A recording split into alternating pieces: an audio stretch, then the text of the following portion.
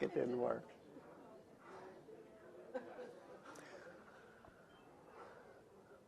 Okay, I want to thank Dr. Larry Wallace and the committee for the conference to give me the opportunity to speak to you, I think, on a very important topic. And I'm kind of excited because, you know, everyone is concerned about the swine flu. And homeopathy has consistently outperformed traditional medicine in the last 200 years of epidemics. And the statistics are shocking. And when you really look at the data, you'll really want to look at homeopathy in terms of prevention and treatment of any flu. Now, I'd like to begin by talking about what not to do. Do not take aspirin or conventional drugs to lower your fever. You know, as homeopaths, we feel the body has a certain intelligence, and the fever is necessary to fight off the illness. Also, in some of the homeopathic studies, patients that were treated homeopathically and did not do well, failed homeopathy, were the patients that took aspirin. So aspirin itself can disrupt the vital force and prevent natural healing. And certainly don't take any antibiotics.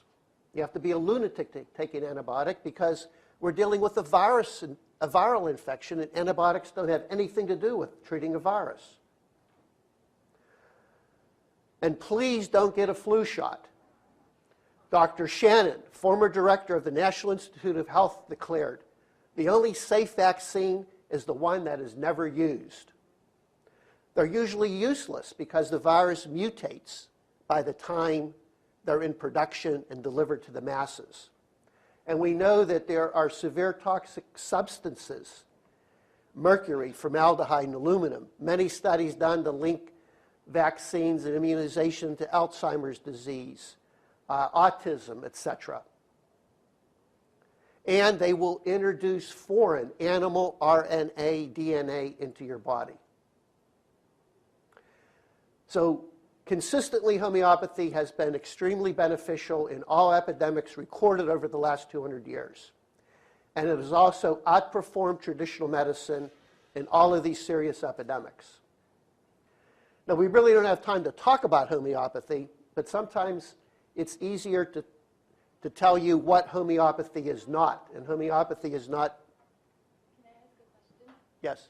Are you talking about the vaccine? Just specifically flu vaccine or the vaccine? All vaccines. Immunization. Little kids, you have to vaccinate. That's a whole different topic. And you can protest vaccinations based on religious principles. If you Google vaccinations, the truth, you'll have PDF forms that you can take to your school, etc. It's a serious, serious problem. And if you really want to protect your children, and children that I have met who haven't had vaccinations, they are the healthiest kids in the world. They are alert. They're engaging. They have a different sensory apparatus in their body than those that have received the vaccines. But anyway, homeopathy is not vitamin therapy, herbal medicine, or detoxification. It's a distinct system of medicine following specific laws to cure. It has the belief that the body has the ability to heal itself, and it stimulates this healing by using dilute medications to act as a catalyst.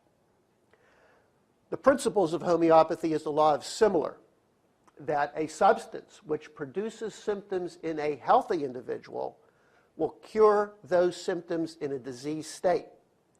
All homeopathic medicines have been proved.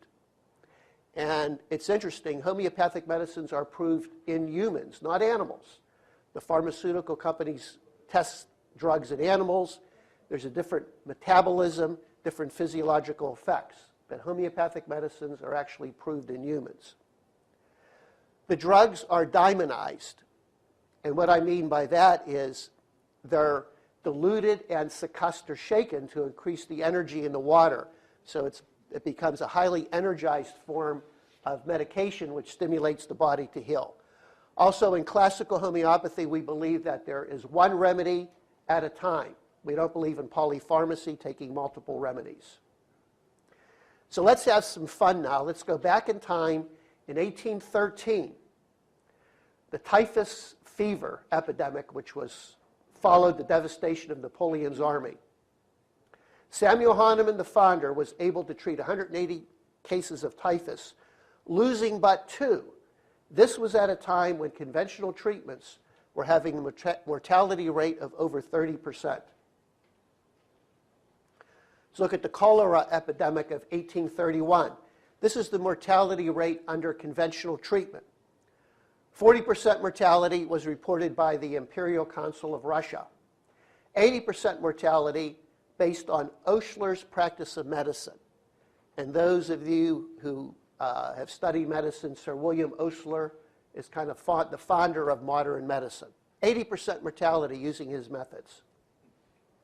Under homeopathic care, Dr. Quinn in a London hospital reported the mortality in 10 homeopathic hospitals in 1831 to 32 as 9%.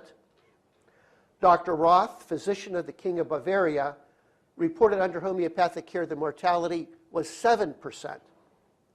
And in Russia, their council reported a 10% mortality under homeopathy. Let's look at cholera in Austria. Dr. Wild, allopathic editor of Dublin Quarterly Journal, reported in Austria the mortality was 66% under allopathic care.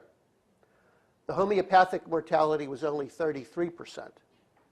Because of this extraordinary result, the law interdicting the practice of homeopathy in Austria was repealed. Let's look at 1854, the cholera epidemic in London. The House of Commons asked for a report about the various methods of treating the epidemic. When the report was issued, the homeopathic figures were not included. The House of Lords asked for an explanation, and it was admitted that if the homeopathic figures were to be included in the report, it would skew the results. The suppressed report revealed that under allopathic care, the mortality was 59.2%, while under homeopathic care it was only 9%. Now let's look at the pandemic influenza in 1918. And this data here is probably going to mirror what might occur in the flu pandemic, which is going on right now. So the Journal of the American Institute of Homeopathy in May 1921 had a long article about the use of homeopathy in the flu epidemic. Dr. McCain from Dayton, Ohio, reported that 24,000 cases of flu treated allopathically had a mortality rate of 28%, while 26,000 cases of flu treated homeopathically had a mortality rate of only 1.05%. The last figure was supported by Dean W.A. Pearson of Philadelphia, the Hahnemann College, who collected 26,795 cases of flu treated homeopathically with the same results.